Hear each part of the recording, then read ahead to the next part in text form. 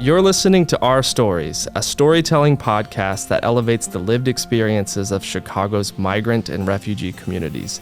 I'm Chris Hsu, and along with my co-host Ali Toro, we'll share candid conversations with the inspiring individuals and advocates at the forefront of key issues affecting these communities, and we'll have plenty of fun along the way. Let's get started. Welcome to Our Stories, a podcast powered by Trellus. I'm Chris Hsu, joined by Ali Toro.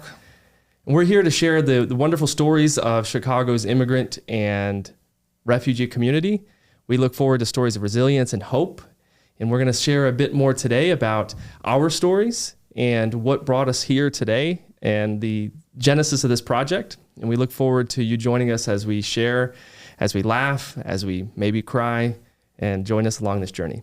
Let's learn more a little bit about each other. I know you are my friend. I've been working with you and for you. But I want you to tell me more about yourself. Yeah, thanks, Ali. And again, I'll share a bit about me. Again, I'm Chris. I am a proud dad of 6 kids. I'm a resident here in the Chicago area. Grew up in Dallas, Texas, and often I'm asked, Ali, like, how did I stay in Chicago? And I find that it's the best city in the world. It's a beautiful place to call home, and I'm excited to share a bit more about my journey here as we share that with those here today. So this is the best city in the world. I totally agree. I always mention Chicago is my soulmate. So I arrived here 12 years ago as a refugee, and I was a political activist in my country, and my journey led me to arrive in Chicago, and I started from scratch, and I've been so honored to work and advocate for refugees and see many great people like Chris, who creates opportunities for refugees and immigrants in Chicago and this country. And that one of the reasons we are here today to shed light on some challenges, success stories, and raising awareness. Yeah. Ali, tell me a little bit more. We work together, but let's introduce how we met and how we've gotten to become friends over the past 3 years. So it's still fresh in my head. So, when you are here as a refugee, the first job is just survival job. Okay, then when you get the second job, try to climb the ladder. Okay, you try to change your financial status. Okay, instead of getting your dignity or your dream job. So it was in my career pathway until I met you. Okay, so it was, I was doing many things. Okay, it was not based on my background, my skills. And for the first time, when you walk into the Passages Charter School, I was a director of operations over there. It was not really based on my education and my background, but first your outfit was totally different. So it was very interesting, and you were so welcoming. I was always a little bit insecure to introduce myself or talk about myself, but you were so welcoming, and I told you, hey, I'm Ali, director of operations, and I hope you can understand my accent. Yeah, and I still remember I told you I like your outfit. Almost every week I tell you I like your outfit. So yeah, but your energy, your smile, you were so welcoming. I really didn't feel I'm talking to, another American person. So, from the beginning, I felt, okay, I found my friend. Yeah. So tell me what you remember about me. I have a follow-up to that first, because there's going to be people listening to that are laughing about the outfit comment.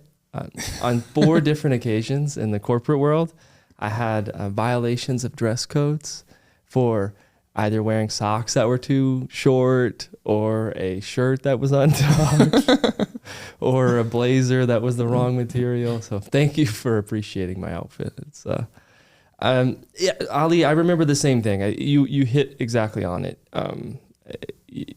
There's an experience when you meet someone that you connect with and you enjoy their energy, their spirit, the spirit of resilience and just humility of doing the very best they can regardless of the circumstance. And I found that I learned more from you in those early months of our professional relationship as well as our friendship, that I just was inspired. And I think that's where it was like, man, I've got to learn more about you as a person and learn more from you as a professional. And I think that's been what's been really fulfilling for me. And I've thoroughly enjoyed getting to know you. Yeah, and honestly, one of the things, it was kind of a unique experience for me with you that, you listen to me, you respect me, and you show me from the beginning you trust me. Okay? You trust my knowledge, my background, my skills. And from day one, I didn't feel I'm in a relationship with top down or, especially when you are an immigrant or refugee, you always carry some insecurity. But anytime when I'm with you, I'm talking to you, I'm at the meeting with you, even you're present, if you don't say anything, you empower me. Okay, it reminds me, okay, I have strength, I am enough. I'm equal with others in this country. So, don't get me wrong, I really appreciate Chicago people here from the beginning, very, very welcoming. And as I said, Chicago is my soulmate. But, when you speak English with an accent, okay, when you don't know many things, you try to learn, or, many people try to help you, but they don't give you the opportunities. Okay, always keep you in some insecurity spot. And you are, in my professional career, okay, not my personal life, I can tell you, you are one of the really rare people who empower me, believe me, trust me, and now I'm the director of policy and advocacy at Trellus. And that also under your leadership, I was convinced to continue my education. I said, okay, I can do it, honestly. And I'm getting my doctoral degree in law and policy. And my dissertation focuses on refugee employment barriers in Illinois. And I don't want to talk that much, but I have to mention this, that in my personal life that, I was very indecisive to have my own child. Okay, but my friendship, I cannot tell you, I cannot call our relationship, work relationship, because I really feel that you are my friend. Just talking to you, and you show me, okay, in our hierarchy you are my boss, but you show me, okay, we are friends, okay, we are equal. And your personal story is really inspiring, and I thought, okay, I can do it. I can become a father. I can become a better person, okay, if I bring my child here. And yeah, one of the reasons now I'm a father, I have a almost 18-month-old daughter. It's you. Yeah. That's you deserve the credit. I appreciate the kind words. I want to get to that. You mentioned something that I think is really important for the heart of our podcast, and you talked about welcoming, and I would say one of the things that we want to convey is a step further, which is belonging.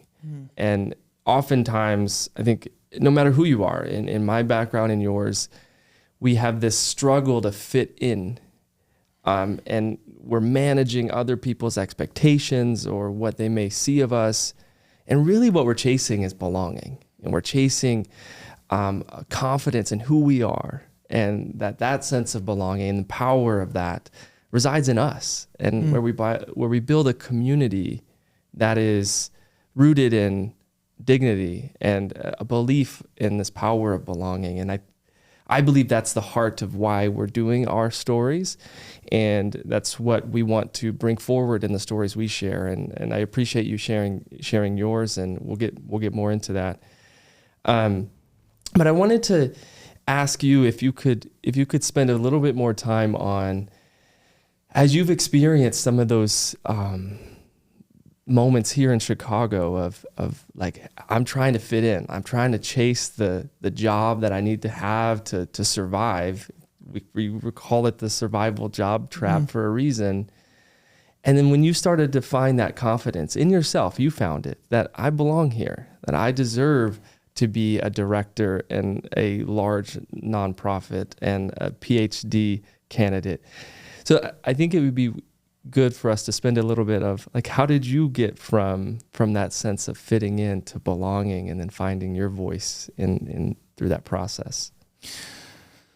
So, yeah, it's a very good question. Long story, actually. I remember when I arrived here, I was 27, close to 30.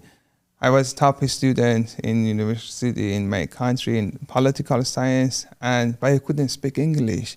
And I was waiting. I was under UNHCR program, waiting to come to United States for 16 months.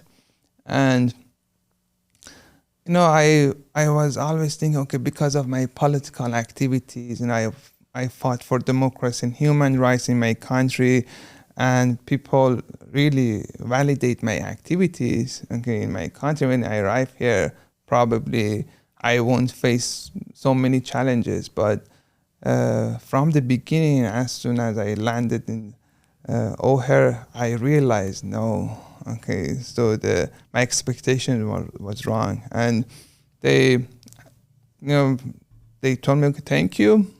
Okay, thank you for all your activities. Here is dustpan and broom. Okay, you have to start from entry level position immediately. And I knew, okay, I don't want to stay at that. I got it.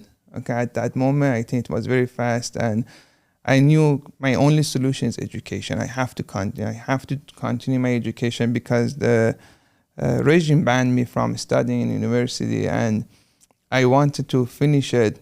But I faced enormous challenges.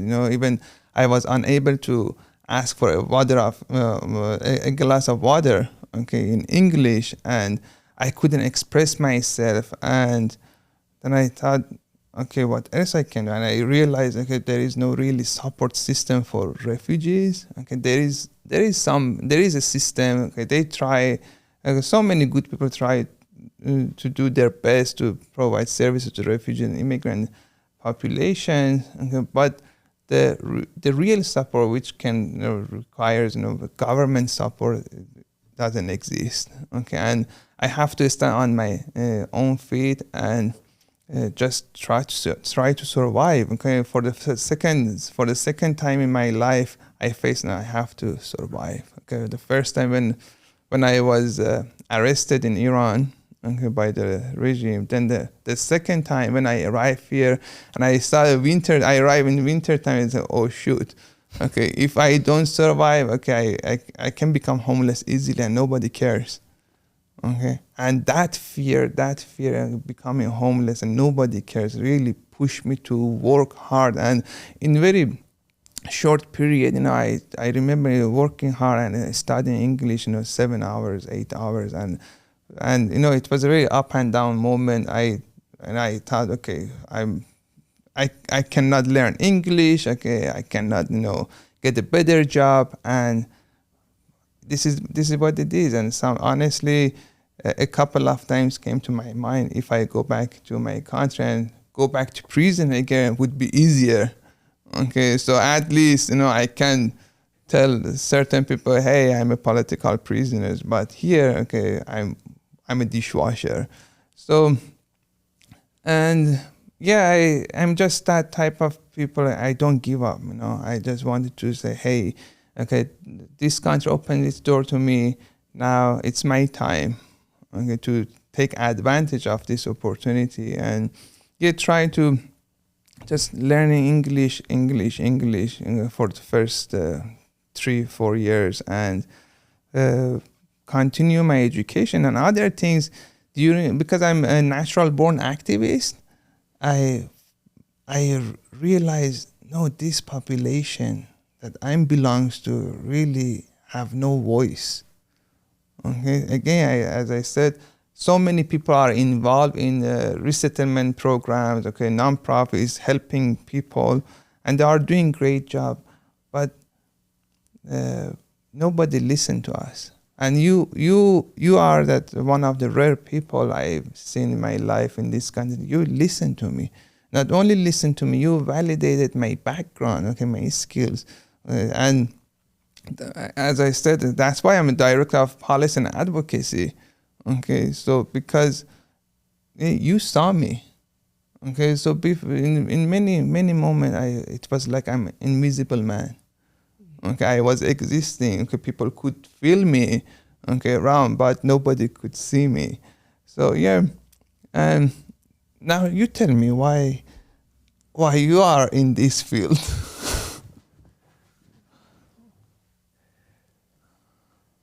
Buckle up. You know this, Ali.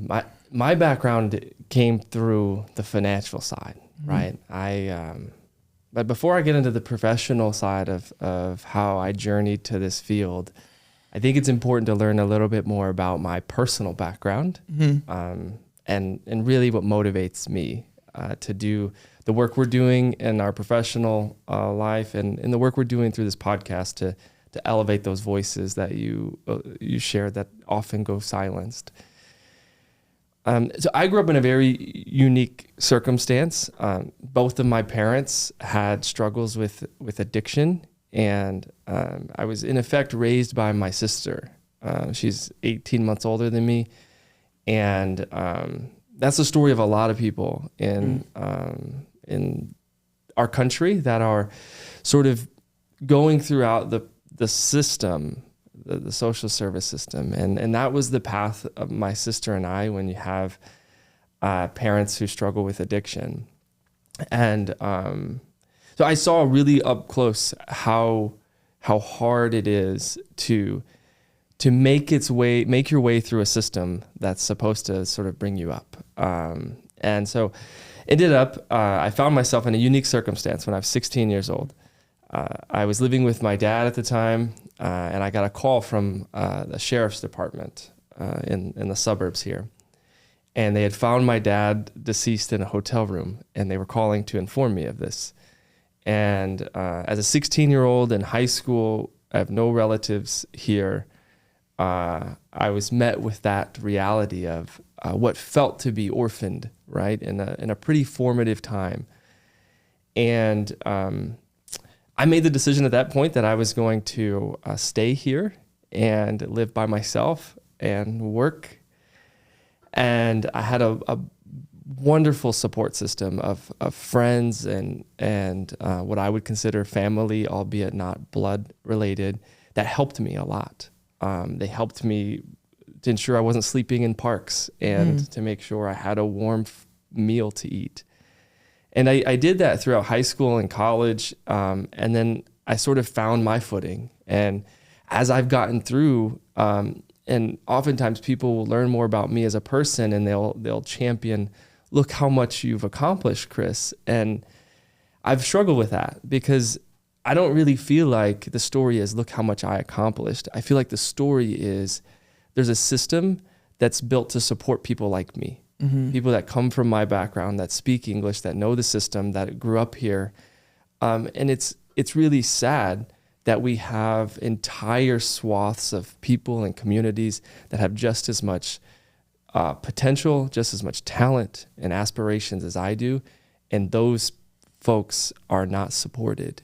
And that was really the genesis of why I wanted to get into the social services, is because I felt like I had a personal connection to it. And two, that I feel like the system needs to be thought about differently.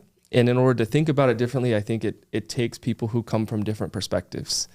And that's what's motivated me to do the work we're doing. And I think we look forward to continuing that conversation. Yeah, it's a very, very, very interesting point that I've noticed it, and I wrote about it that support you receive from your family and that system, I call it social capital. Unfortunately, many refugees are suffering with lack of social capital, and the resettlement agencies, non-profit, are supposed to be their social capital, and our government actually should supposed to be their social capital. But it's hard, it's hard because the system is suffering, okay, or is not doing well to provide that support to the refugees. And one of the reasons I really wanted to start the storytelling with you and talk about these barriers and systemic barriers, and bring if the system is not supporting us well, but bring people, Chicagoans, lovely people, we are living next to each other. And yes, I remember when I one of the things I said, you trust me, I realized, okay, storytelling matters, raising awareness matters, okay, shed light on barriers, issues, challenges, and also not talking about all challenges, issues, and also sharing success stories. Yeah, and people need to hear.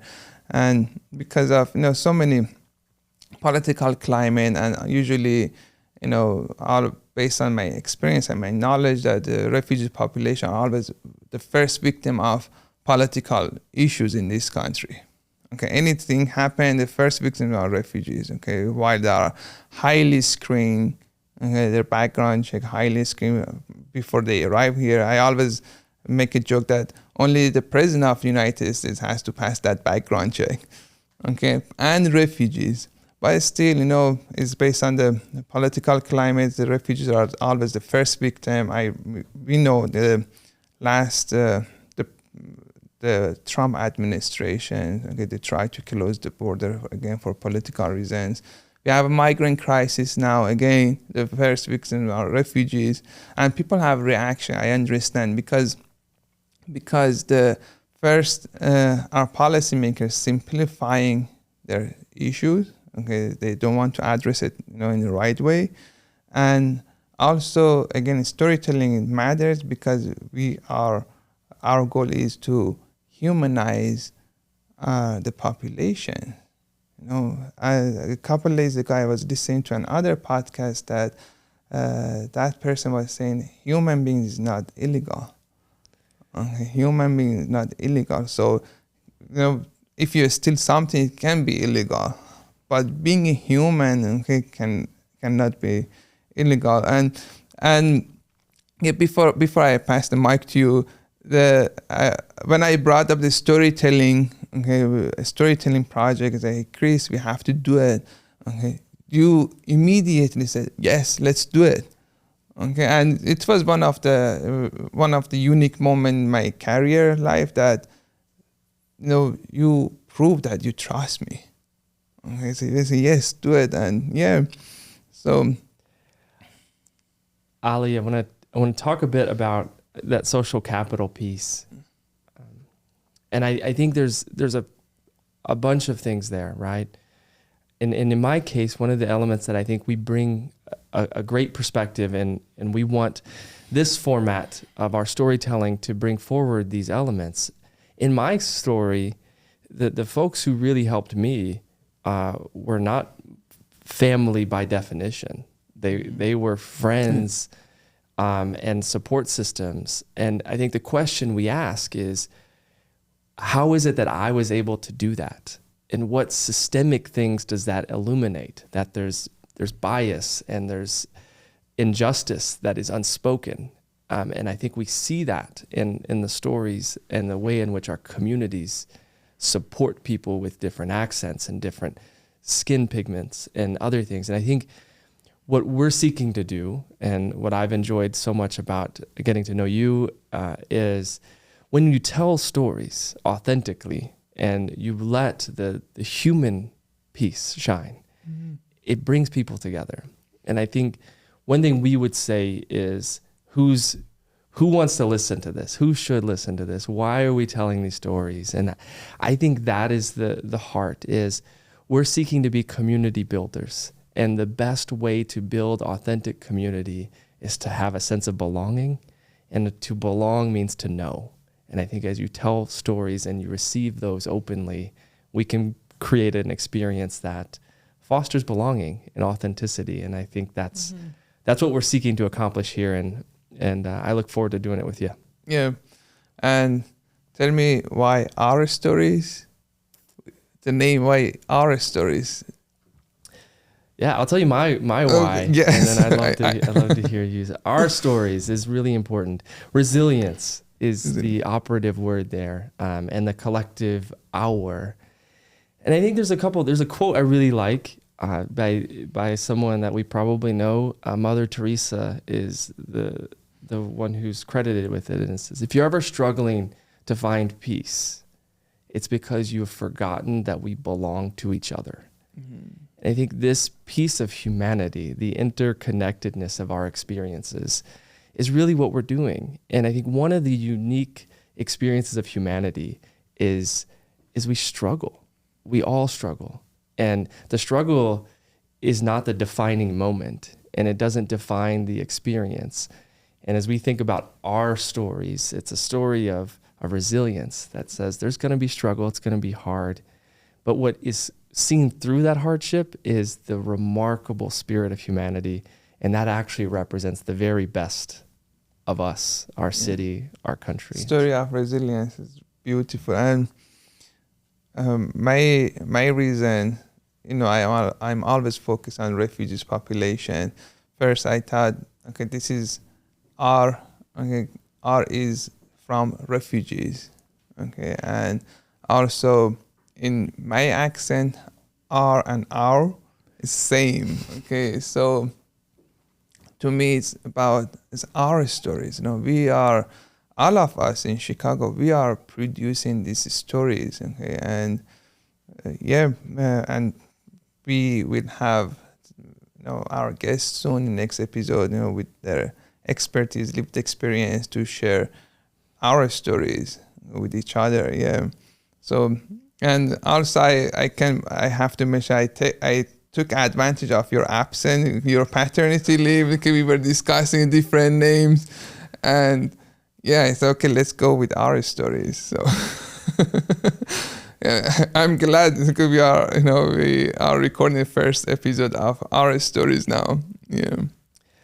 I want to go back to something that you shared, and you shared the story about you and Amber making the decision to start a family, and we have this beautiful Amelia now.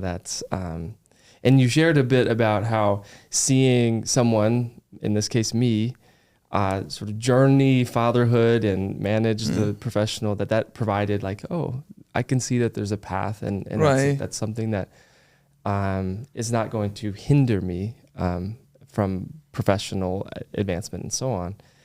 I want to share a bit about the other side of that, though, what I was experiencing in those moments. And so you don't know this, or you didn't know this then, as we met in 2020, and 2019 was the hardest year of my life. It was really, really difficult. Went through a rough divorce and had to sort of mourn I'm not going to see my kids as much as I'd want to, and the shame and guilt and all the things associated with that. And the stigma around single parenting and being a dad that, like, whatever the assumptions are going to be. And I was chasing every single day that I am going to be the very best dad I can be. And a lot of days it didn't feel like that.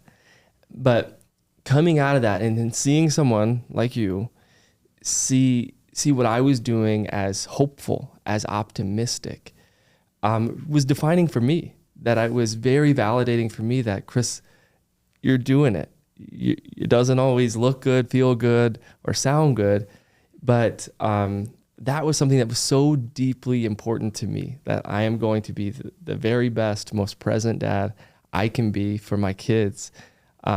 And I've really appreciated you sharing that, but also seeing that in me. And I think the point there is this. I've seen it throughout my life, and I hope the stories we share and the stories we hear provide this. It's hope.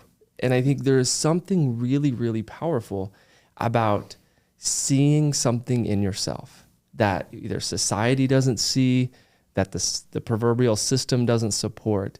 But all it takes is one person. All it takes is one person to believe in you, to see that potential, and it can unlock something inside you that you didn't think was there. And I think you've done that for me as much as you like to say I did it for you. So thank you. I really appreciate it. No, it's true. I still remember that, when you decide to become a father over 30, okay, it's not easy. You calculate every single step, even your every single dollar. Okay, should I do it or not? Should I do it or not? And I thought I cannot handle it. Okay, before I met you, then your story really inspired me, and I can do. And also my life here, beyond all challenges or experience as a refugee, Chicago gave me this opportunity to rebuild my life from scratch. And if you remember, I think a couple of times I mentioned when I was in Iran, I had everything but hope. When I arrived here, I had nothing but hope.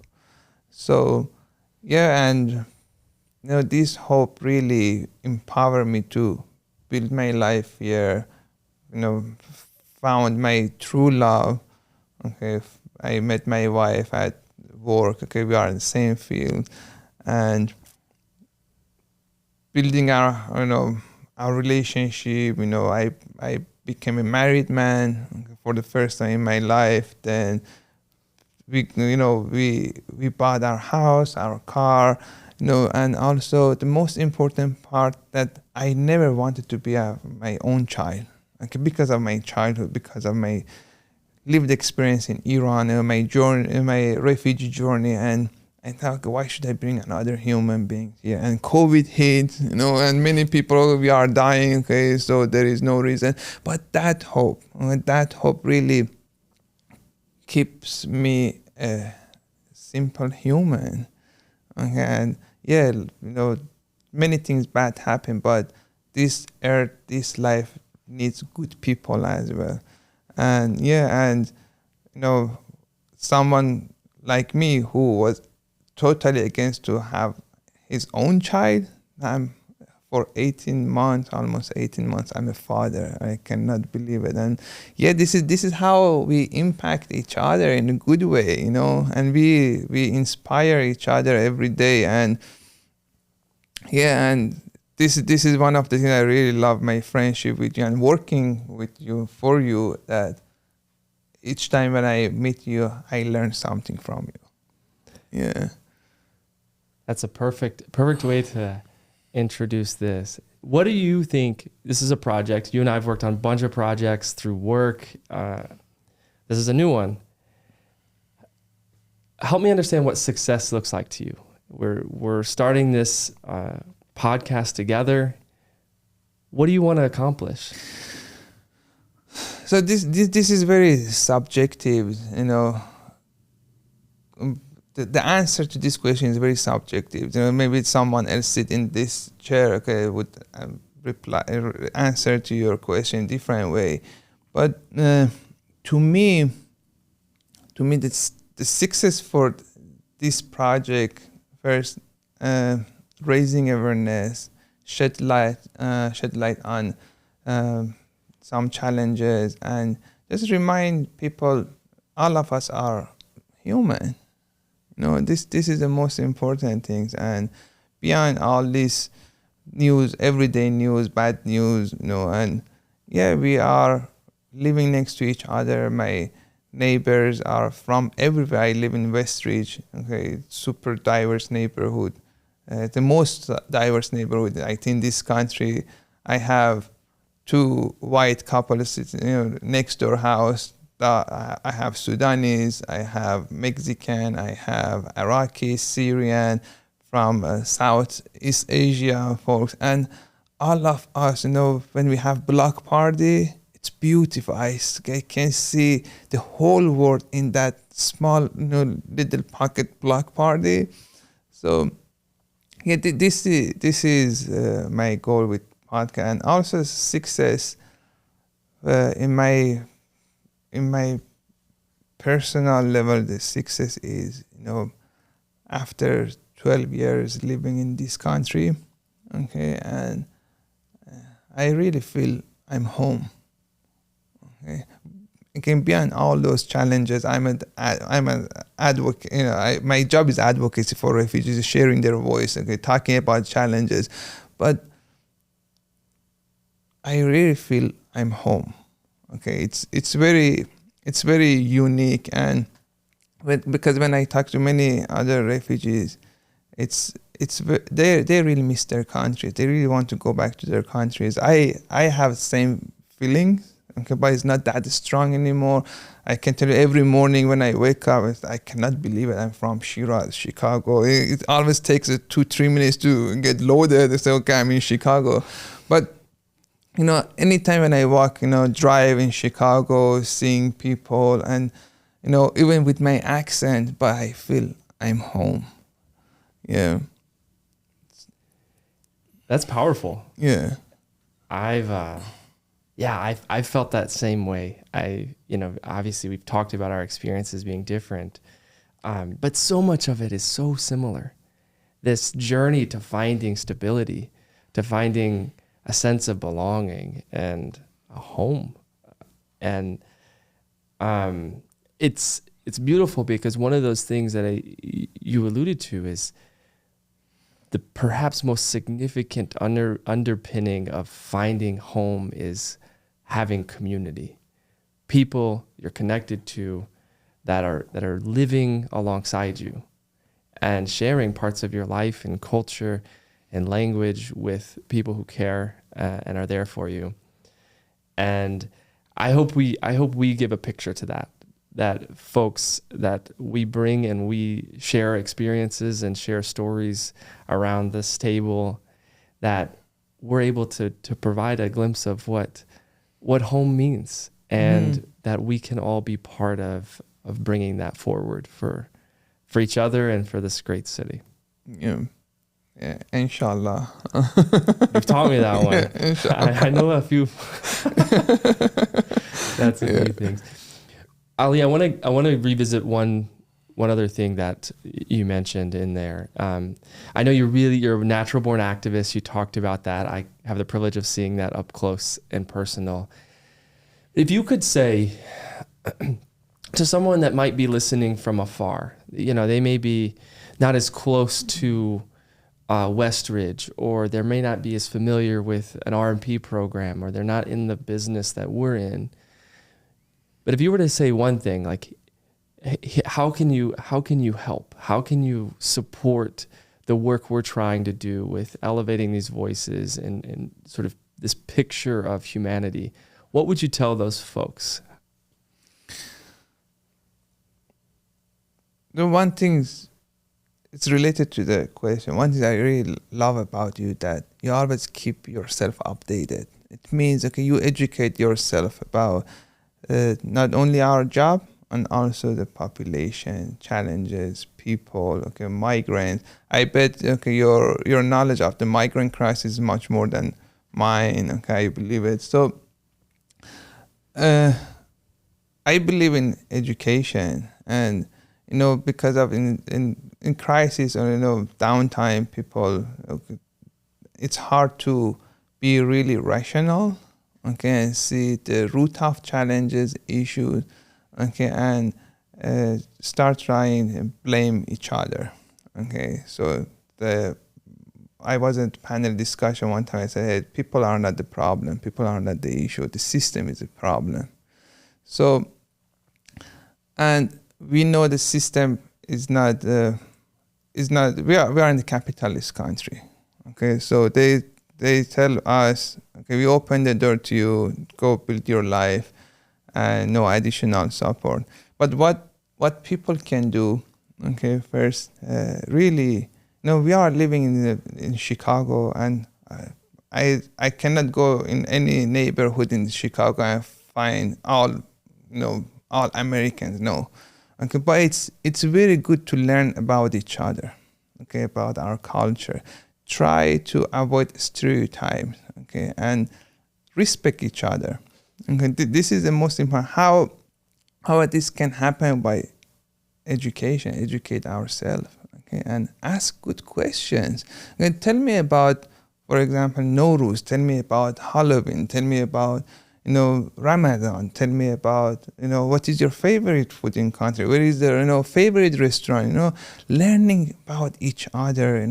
It's very, very important to just realize we are simple human, all of us. But unfortunately, because of the political climate, everything is politicized now in this country. It's very unfortunate that people blame each other, really blaming, you are that, you are that, okay, and we are facing severe issues, anti-immigrant immigration policies and Islamophobia, anti-sentiment and this kind of things, and this is the education. And tell me, how would you answer your question?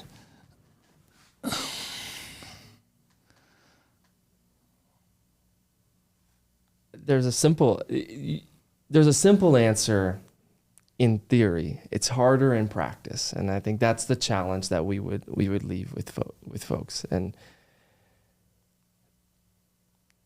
get to know people, like actually get to know them, and take an interest in what their culture teaches, their traditions.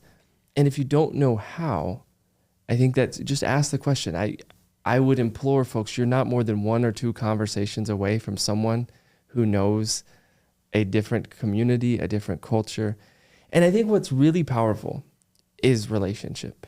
And as soon as there's proximity to someone that is of a different background, a different tradition of any variety, all of the bias or stereotypes fade away, and it becomes, no, that's my friend. And it's a simple gesture. Share a meal, and I'll borrow something you've taught me. And we love to go to eat Persian food, and now it's one of my kids' favorites. And then whenever they eat, they get frustrated with me because I ask them to use their spoon.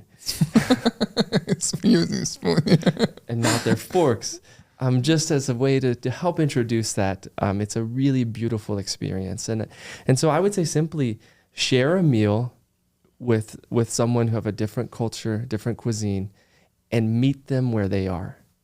Yeah. And I think when you do that and you build that relationship and rapport, all of those sort of negative perceptions fade away pretty quickly. Yeah. Thank you everyone for watching us and listening to us. Thank you, Chris. I really enjoy and looking forward to seeing you again and share our stories with you. Thanks for tuning in to Our Stories and joining the conversation. To learn more about the podcast or get in touch, you can visit us at ourstoriespodcast.com or find us on social media. Our Stories is recorded in Chicago and co-produced by Trellus and Flex Tech AI. We'll see you next time.